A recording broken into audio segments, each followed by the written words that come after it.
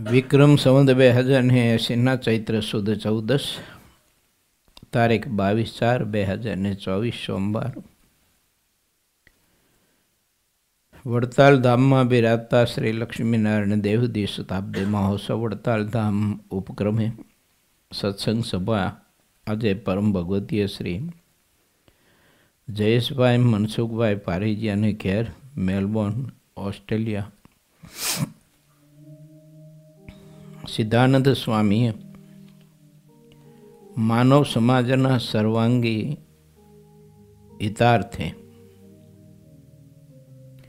જે આપણને સદવિચારો આપ્યા છે એ કોઈ અદ્ભુત વિચારો છે. સમજીને જીવનમાં જો આપણે જીવન સાત કરીએ તો આ વખતનો આપણો ફેરો એ બધો લેખે લાગે. નહીતર હીરો ઘોકે જી આવ્યો એવું થાય. આવ્યો ને ગયો, શું લઈ ગયો? માણસનું જીવન જો માણસ પોતે ધારે તો જીવનમાં જે સિદ્ધિ પ્રાપ્ત કરવી ઘટે તે સિદ્ધિ પ્રાપ્ત કરી શકે એવું પરમાત્માએ બધાને સામર્થ્ય આપ્યું છે, પ્રકાશ આપ્યો છે. પરંતુ તે દિશામાં મારે અને તમારે નક્કી કરી કોઈ ધ્યેય લક્ષ્ય નક્કી કરીને ચાલવું જોઈએ.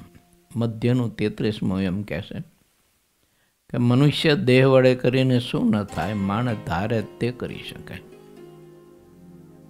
તો સિદ્ધાનંદ સ્વામીએ આપણને જે સદવિચારો આપ્યા છે એમાં થોડીક આપણે ડૂબકી મારીને સમજવા માટેનો પ્રયત્ન કરીએ.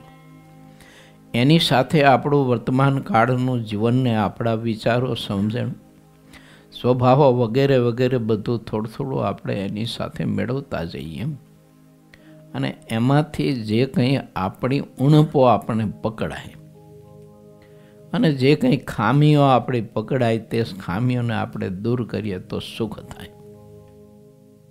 આપણી નજર સામે આપણા ઘરમાં સર્પ ગરી ગયો, પછી આપણા બેડરૂમમાં વહી ગયો. હવે એ સર્પને જ્યાં સુધી આપણે ગોતીને પકડીને કાઢી અને બહાર નાખી ન દઈએ ત્યાં સુધી આપણને એ બેડરૂમમાં કે મકાનમાં કંઈ સુખ ન આવે. આવે ન આવે કોઈ દિવસ. કારણ કે સતત ભય રહે, ક્યાંથી નીકળશે ને ક્યારે આપણને ડંખ મારશે, ક્યાંથી નીકળશે ને કોને ડંખ મારશે, એમ સતત ને સતત બીક રહે. સોનાના પતરાથી મઢેલી આપણી સેટી છે કે છપ્પર પલંગ છે, સરસ મજાનું એસી છે, સૈયા પણ સરસ મજાની છે, પણ ઊંઘ ન આવે.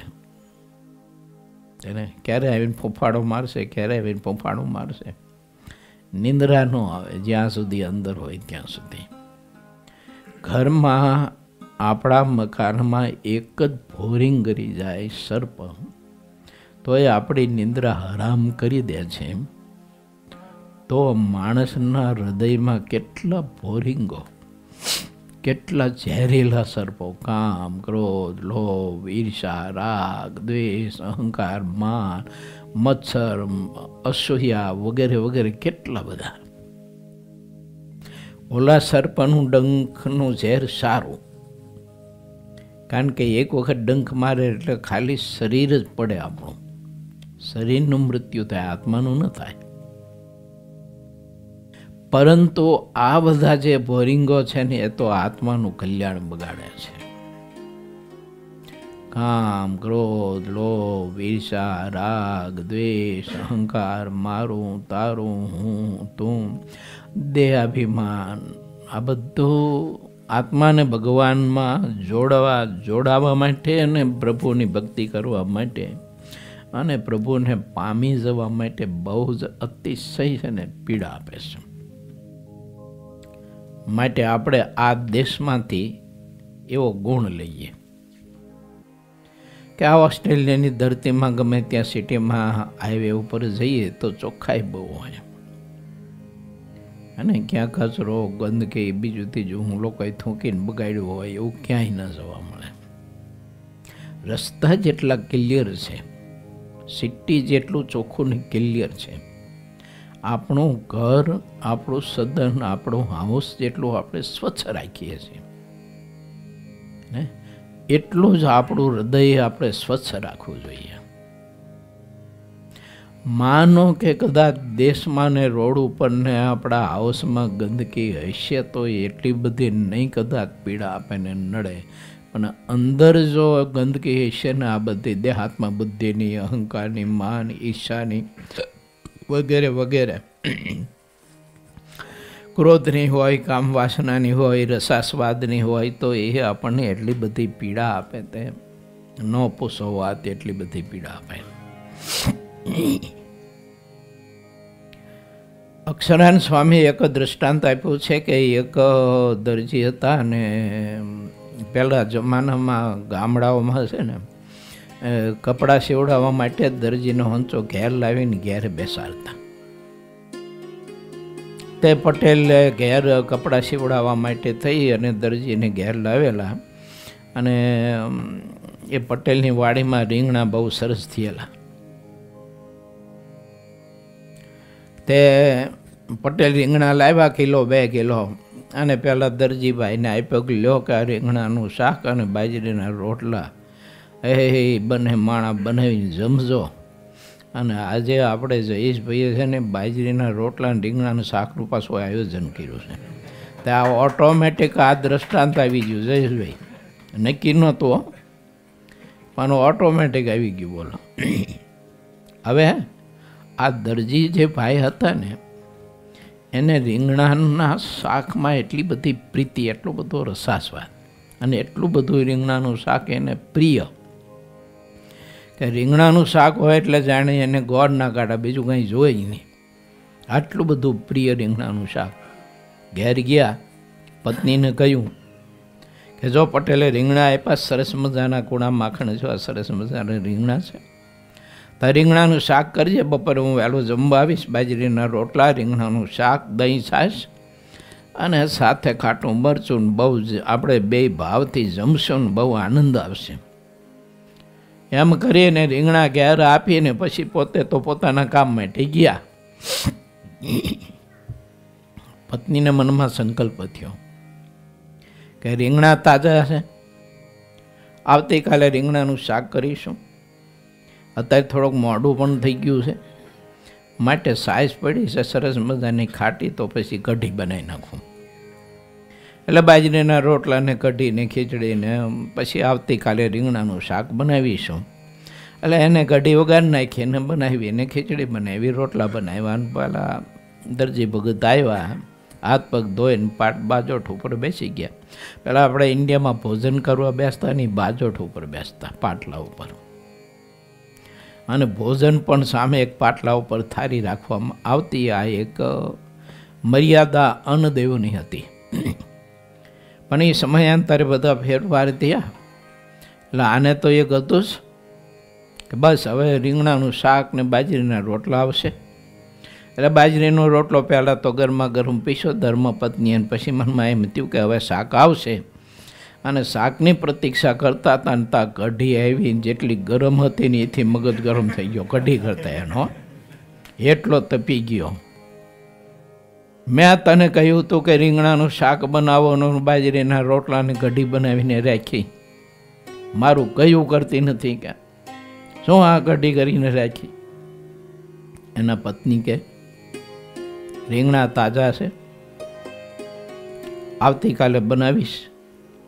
અત્યારે મોડું થઈ ગયું હતું તો કઢી બનાવી, તો હવે શાંતિથી કઢી બાજરીના રોટલા જમી લો ને. શું જમે કે મારો સંકલ્પ હતો કે રીંગણાનું શાક અને બાજરીના રોટલા પેટ ભરીને જમશું ને તે કઢું વગાડીને નાખ્યું કે. એની પત્ની કે અપમાન ન કરો, અન્નદેવ કહેવાયા, સાના માના જમી લો, આવતીકાલે રીંગણાનું શાક બનાવીશું. મારી પત્ની થઈને પછી મારી સામે બોલે છે, સમજેશ તું તારા મનમાં? અને એમાં મગજ ગયો.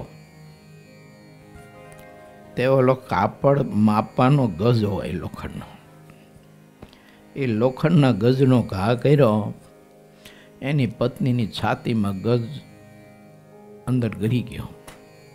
મૂર્છા ખાઈને ઓલી નીચે પડી અને મૃત્યુ પામી. લોકોના ગામમાં સમાચાર મળ્યા, અને આવા સમાચાર તો જલ્દી મળે એને, કારણ કે અમૃત કરતાં પોઈઝનની તીવ્રતા વધુ હોય. પોલીસ આવી, કેસ કવાડા થયા, આને લઈ ગયા, માર માર્યો, કેદમાં પૂર્યો અને 10,000 રૂપિયાનો દંડ ઠપકાર્યો. 2 વર્ષે છૂટ્યો, ફરીને લગ્ન કર્યા.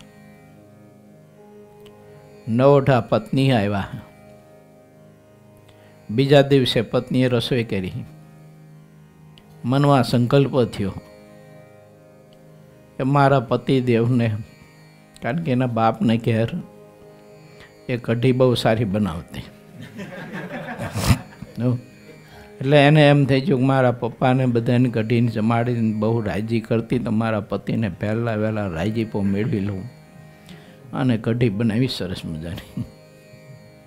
જમવા બેઠા, રોટલા પછી કઢી આવી વાટકામાં, ત્યારે વાટકો હાથમાં પકડીને કરે એ ભાગમાં આ જ લખ્યું છે કે હવે તમે વિચાર કરો, એક કઢીનો વાટકો ₹10,000 પડ્યો. હવે એ વખતે જમી લીધું હોય તો, અને અંતે લમણામાં પાછી કઢી જ આવી પછી. રસાસ્વાદ માણસને કેટલો બધો પરેશાન કરે છે. એટલે શિક્ષાપત્રી અને વચનામૃત ગ્રંથ એમ કહે છે કે રસના ઇન્દ્રિય વિશેષ કરીને જીતો. રસના કારણે ઘરમાં કોઈ દિવસ કલહ ન થવો જોઈએ, પતિ પત્ની વચ્ચે કોઈ દિવસ વિવાદ ન થવો જોઈએ. રસાસ્વાદના કારણે ઠાકોરજીની મરજીથી ને ઠાકોરજીની ઈચ્છાથી જે ભોજન બન્યું અને મહારાજને થાળમાં જે ભોજન ધરાવ્યું તે આપણે પ્રેમથી ઠાકોરજીને જમાડી લઈએ અને ખૂબ જ ભક્તિ કરીએ. જયેશભાઈના બાપુજી, એમના બાપુજી, એમના બાપુજી, 3-4 પેઢીથી હું આ પરિવારથી પરિચિત છું ખૂબ જ. એમાં વિઠ્ઠલબા, પછી જાદબા, આ બધા જે વડીલો હતા ને, એટલા બધા ભજનાનંદી પુરુષો, અને એને રસાસ્વાદ સાથે જમવા સાથે કોઈ સંબંધ જ નહીં. પેટનો કોથળો પૂરવાની જ વાત, બીજું કંઈ નહીં. કોથળામાં બાજરો નાખો દો ભલે, ને ઘઉં નાખો દો ભલે, ને ચણા નાખો દો ભલે, ને મઠ નાખો દો ભલે, પણ આ કોથળો ભરવા પૂરતી જ વાત, બાકી બીજું કોઈ એમને આસક્તિ કોઈ નહીં રસાસ્વાદની. શ્રીજી મહારાજે ભક્તિના માર્ગમાં જે સ્વભાવો અવરોધ કરતા હોય ને, તો એ સ્વભાવ ટાળવા માટે મહારાજે કાઠી દરબારોને સંતોને બહુ જ તપ કરાયું છે. કાચા લોટના ગોળા ખવડાવ્યા, આપ જાણો છો ને બધા. હવે લોટમાં નહીં મીઠું નાખવાનું, નહીં શેકવાનું, અને જેવો લોટ આવ્યો એ જોરી પાણીમાં 10-12-15 વખત ઝબોરવાની પછી, એટલે એ લોટમાં જે કંઈ તત્વ હોય તો બધું ધોવાઈ જાય. પછી જોરીને હારી પેટ નીચોવાની, નીચો હોય પછી ઓલો લોટ પૈલરો હોય ને કઠણ થઈ જાય, પછી એના ગોળા વારવાના, અને એક એક ગોળો સંતોને ભાગ આવતો, અને એ કાચા લોટના ગોળા મહારાજે સંતોને જમાડ્યા. કાઠી ભક્તો જે સાથે હતા એને પણ રસાસ્વાદ છોડાવવા માટે મહારાજે ઘણા બધા નિયમ આપ્યા. ખોડાભાઈ બુદ્ધેજના મહારાજના દર્શન કરવા માટે ગઢપુર આવ્યા. મહારાજને પ્રાર્થના કરી કે અમારે ગામ મહારાજ તમે પધારો. મહારાજ કે બધા સંતોને બધા ભક્તોને લઈને આવું, પણ શરત એક. બોલો મહારાજ, શું શરત? તો કે અમે 1 મહિનો તમારે ઘેર રોકાઈ તમારા ગામ, અને 1 મહિના સુધી તમારે ખોરી જાયના રોટલા જમવા અમને આપવાના. ઓલા કાઠી દબારોના ભોડા બધા આમને મી ગયા. બોલો, વાત સાંભળીનો એમ મર્યા કહેવાય. 1 મહિનો ખોરી જાયના રોટલા ખાવાય એટલે ને આવી બધી ઘણી વાતો છે. તો સિદ્ધાનંદ સ્વામીના આ અમૃત તરફ મારે તમારે ડોક્યું કરવું છે કે શું આ મહાપુરુષે આપણને અદ્ભુત વિચારો આપ્યા છે.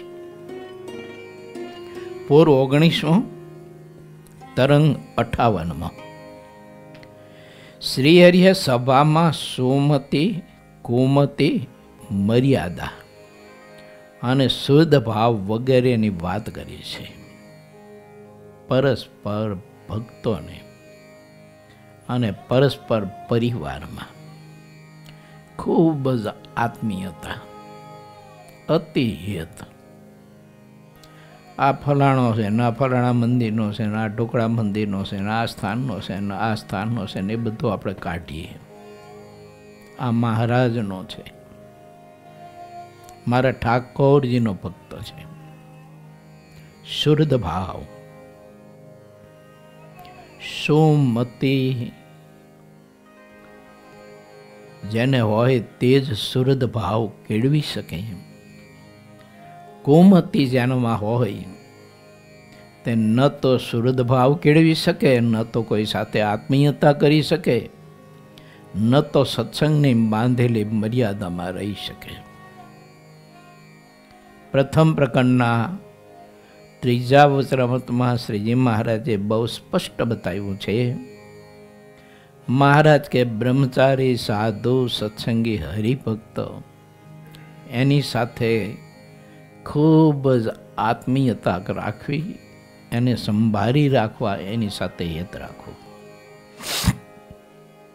મોક્ષ માટેનો સુગમ રસ્તો, સરળ રસ્તો ભગવાનના સંત હરિભક્તોની સાથે આત્મીયતા, ખૂબ જ હેત પ્રીતિ જેવી દેહમાં છે અને દેહના સગા સંબંધીઓમાં છે, એવી ભગવાનના સંત ભક્તમાં આપણને શ્રેયની પ્રીતિ.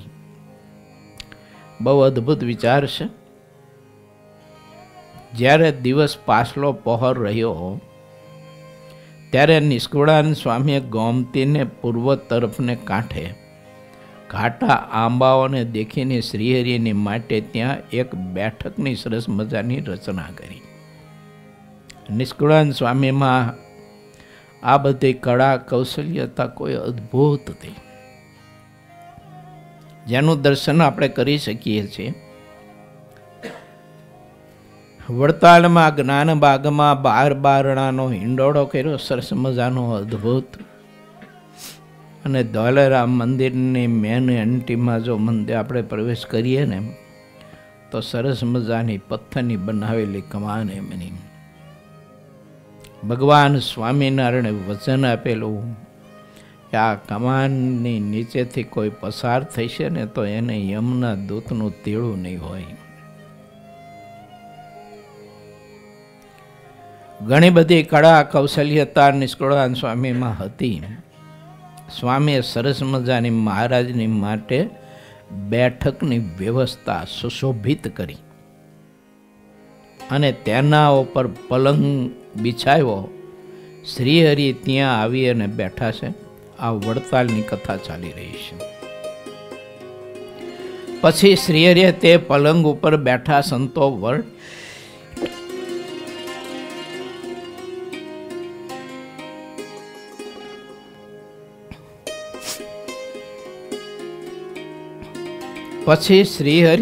પલંગ ઉપર બેઠા સંતો વર્ણી અને સૌ હરિભક્તો આવીને પણ ત્યાં બેઠા.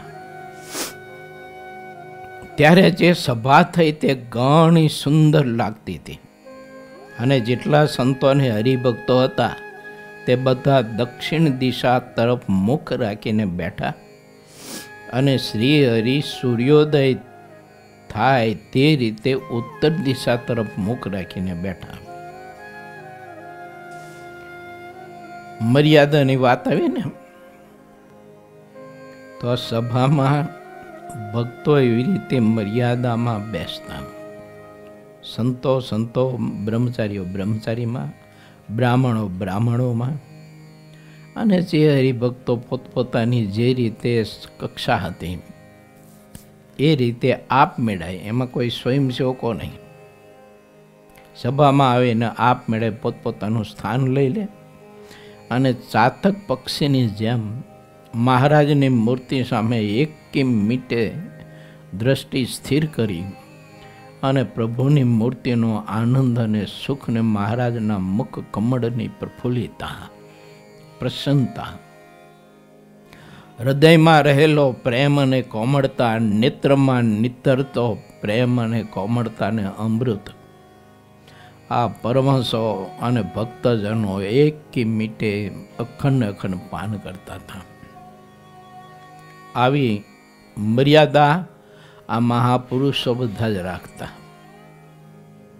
જેટલી હરિભક્ત બાયો હતી તે સભાની પાછળ દૂર બેઠી હતી. સત્સંગની જેવી રીત હતી તે પ્રમાણે સભાની ઘણી સારી શોભા થઈ હતી. સત્સંગની જે રીત છે તે બધી નિર્બાધ રહી છે. આવી નિર્બાધ રીતને લીધે તો સત્સંગ સૌથી શ્રેષ્ઠ શોભાને પ્રાપ્ત કરે છે.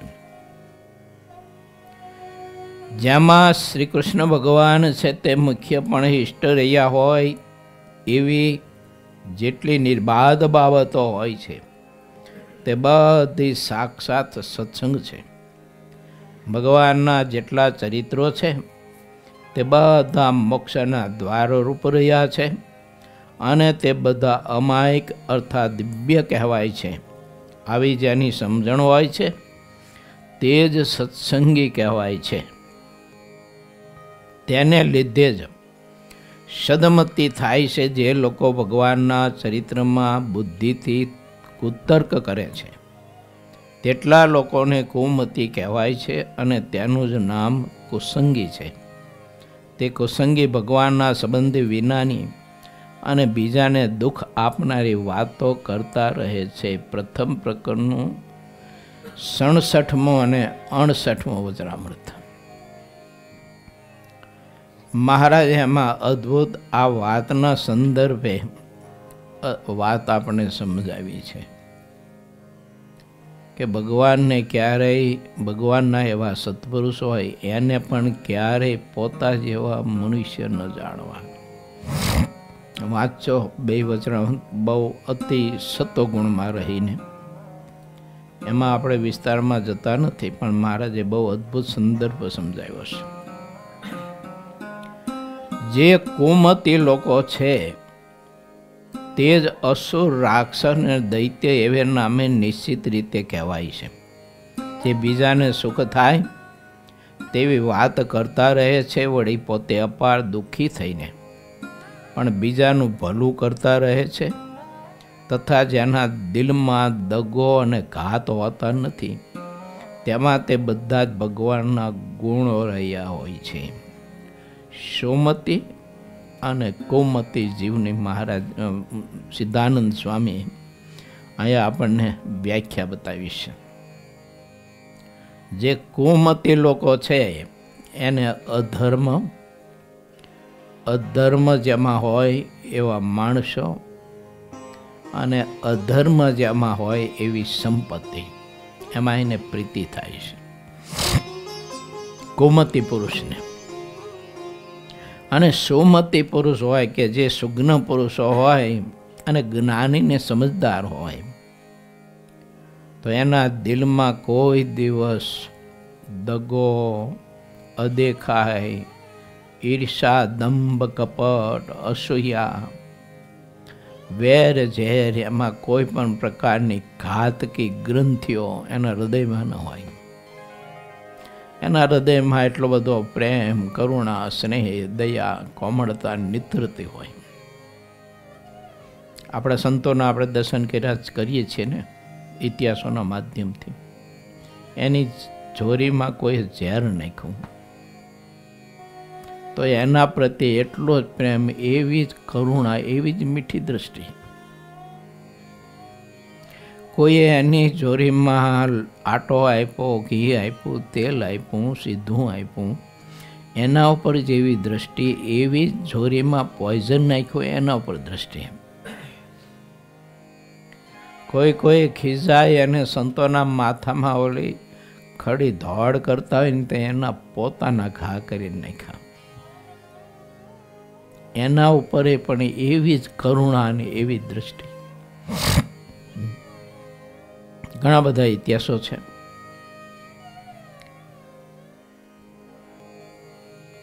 એનામાં બધા જ પરમાત્માના આ ગુણ રહેલા હોય છે. કોનામાં? સુમતિ પુરુષમાં. માટે આપણે સુમતિ કે કુમતિ, આપણે સવાસનિક કે નિર્વાસનિક. મહારાજે મધ્યના 18માં નિર્વાસનિક એટલે સવાસનિક અને નિર્વાસનિકના નિર્વિકલ્પ સ્થિતિના અને સવિકલ્પ સ્થિતિના ભેદ સમજાવ્યા છે. બહુ અદ્ભુત વાત છે એમાં.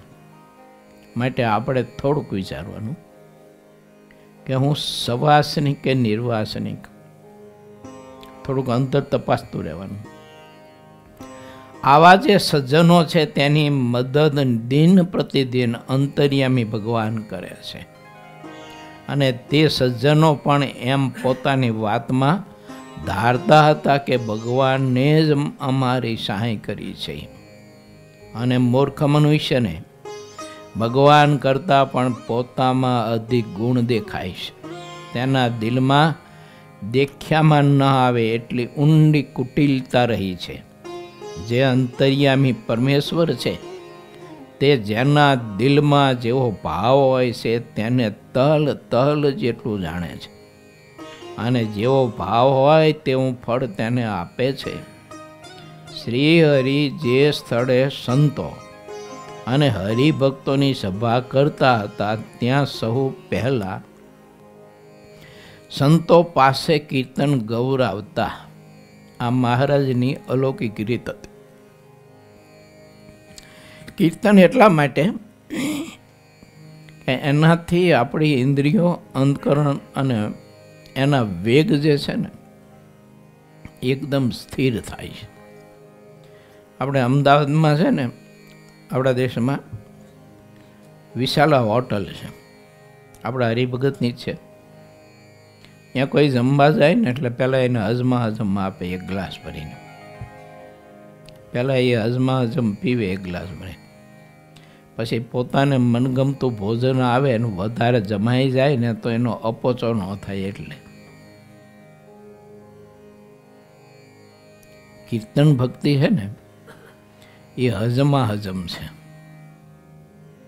મન, ઇન્દ્રિયો, અંતકરણ એકદમ સ્થિર થાય અને પછી કથારૂપી ભોજન જ્યારે આપણે કરીએ ને તે પચે, સમજાય, અંદર ઉતરે. નહીતર શું થાય? ઊભા થઈને કચેરીને હાલતા થઈ જાય. ઘડી ભર પૂછે કથામાં શું આવ્યું હતું તે માથું ખંજોરે કાઢી, કંઈ બહુ યાદ ન રહ્યું કંઈ. અને મહત્વની વાત તો પાછું આ જ છે.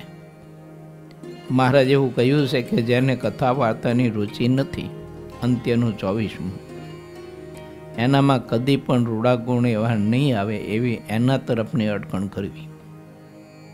એટલે પ્રત્યેક ભગવાનના ભક્તોને કથા વાર્તાનું વ્યસન હોવું જોઈએ. દારૂડિયા અને દારૂનું વ્યસન હોય ને એવું હોવું જોઈએ. એ મુખ્ય અંગ આપણું બંધાવવું જોઈએ. અમે ત્યાગી હોય તો ભલે, તમે ગ્રસ્ત હોય તો ભલે, પુરુષો હોય તો ભલે, પણ બહેનો હોય તો ભલે, પણ કથા અને કીર્તન એનું અંગ પ્રત્યેકને દૃઢ બંધાવવું જોઈએ. બહુ અદ્ભુત વાત છે. તો 16મી ચોપાઈ સુધીની આપણે કથા લીધી છે અને 17મી ચોપાઈમાં આવતીકાલે આપણે પ્રવેશ કરશું. 10 મિનિટનો સમય તમારો વધારે લેવી જવાનો છે.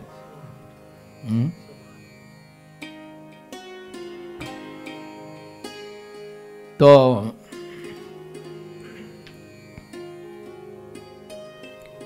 મહાપુરુષોએ આપણને પોતાના જીવનની તપસ્યાનું વલોણું કરીને, ધ્યાન ભજન ત્યાગ વૈરાગના ગુણનું વલોણું કરીને, પરમાત્મા સાથેનો જે નાતો હતો, પ્રેમ હતો, સંબંધ હતો, એ ભક્તિનું વલોણું કરીને અર્ક રૂપે આપણને આ ભક્તિના સદવિચાર હોય. પાસ ભાગ્યશાળી છીએ કે આપણને તૈયાર ભોજન પ્રાપ્ત થયું છે. નહીં એમાં આપણે બહુ બુદ્ધિને કસવાની, નહીં બુદ્ધિની કસરત કરવાની, નહીં બહુ ગ્રંથો ભણવાના, વાંચવાના, શીખવાના. અને અર્ક રૂપે મહાપુરુષોએ આપણને સૌ કોઈને આ ભક્તિનું એવું તત્વ આપ્યું છે.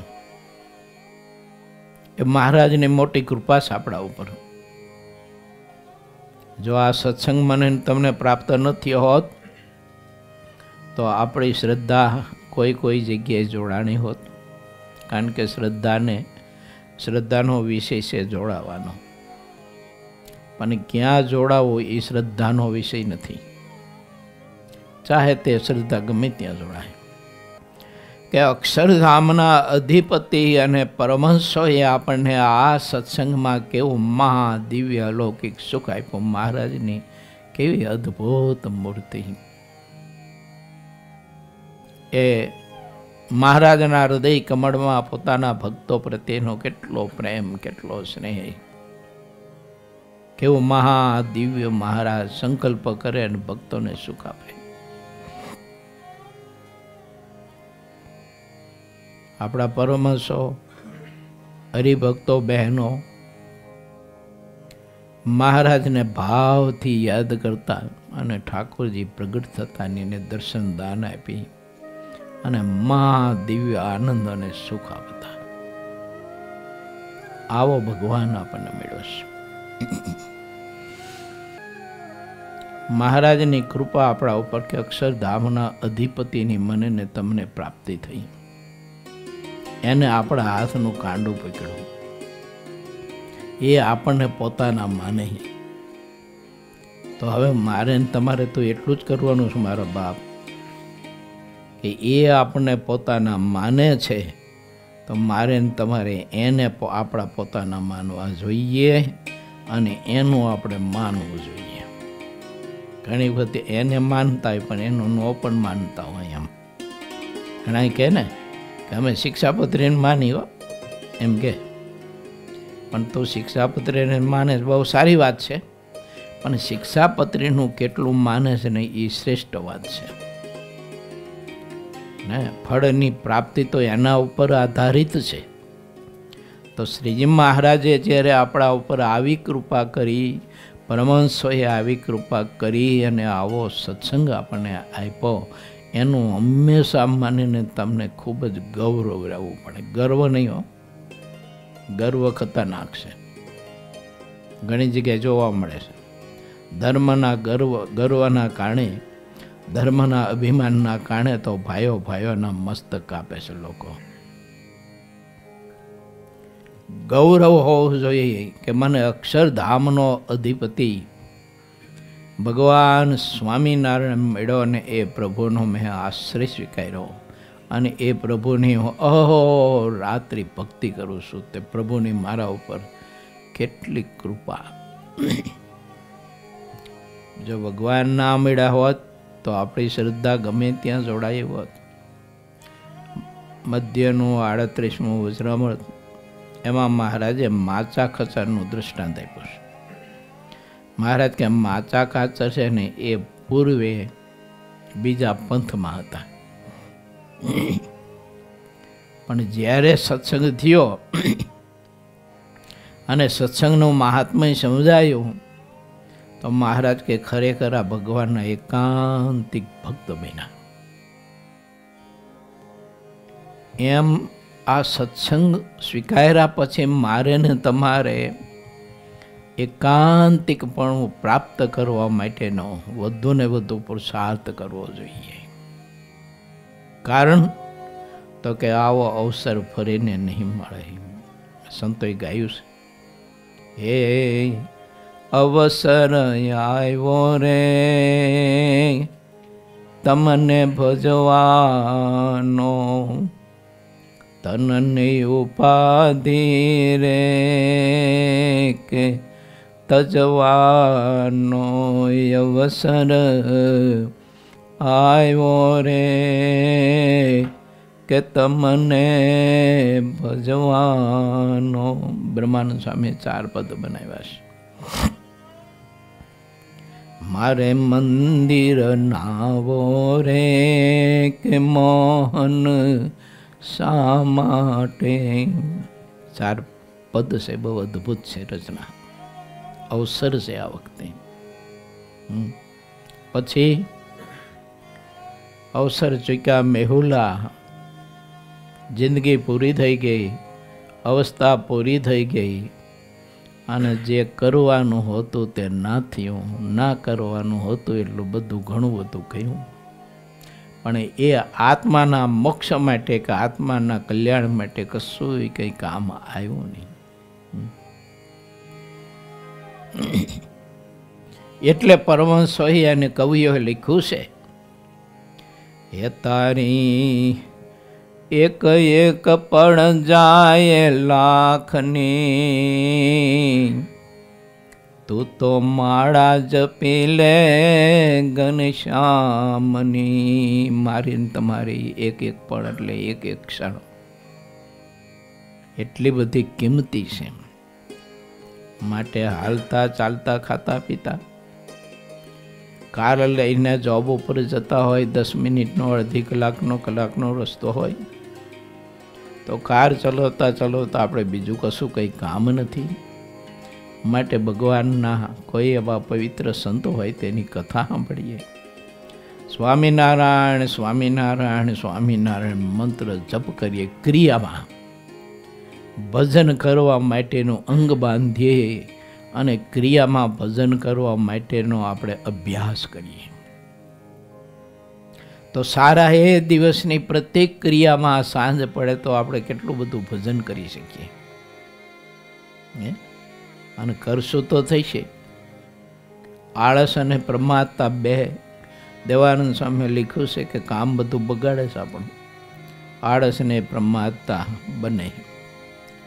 સ્વામી એવું લખ્યું, આળસ ને અજ્ઞાનતા, કામ બગાડ્યું અતિશય તારું, ભવ તારણ ભગવાન વિસારી, ચડિયો ઠાલે ભામે. જે કરવાનું છે ભગવાનને પામી જવા માટેનું એ નથી થતું, અને નથી કરવાનું એ કરી છે, ભામે ચડ્યો કહેવાય છે. આવો અવસર છે. ચાલુ દિવસમાં પણ તમે બધા ભક્તોએ આજે આ સભામાં આટલી બધી હાજરી આપી, કીર્તન ભક્તિ ખૂબ ભાવથી આપણે કરી, અને 2 વિચારો આધારણ સ્વામીની કલમના આધારે સમજવા માટેનો આપણે પ્રયત્ન કર્યો. મહારાજના ચરણમાં એવી પ્રાર્થના કરું કે આપ સમગ્ર ભક્તજનોને મહારાજે બળ અને સમજણ અને નિષ્ઠા તો આપી છે, પણ એથી ને અધિક મહારાજ નિષ્ઠાને બળ આપે અને વધુને વધુ મહારાજનું ભજન કરવા માટેનું અંગ બંધાય.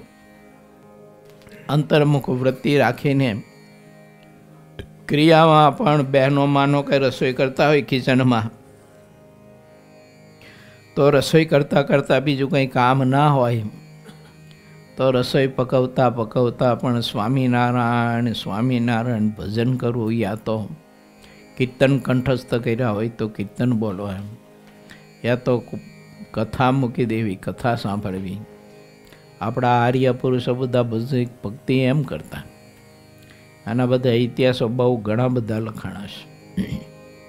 માટે મહારાજ એવું સૌને બળ આપે અને સર્વનું મંગળ વિસ્તારે પ્રભુ, એવી મહારાજના ચરણમાં આપ સમગ્ર ભક્તજનોના પરિવાર વતી પ્રાર્થનાની સાથે ભાવથી બધા જ ભક્તજનોને જય સ્વામિનારાયણ.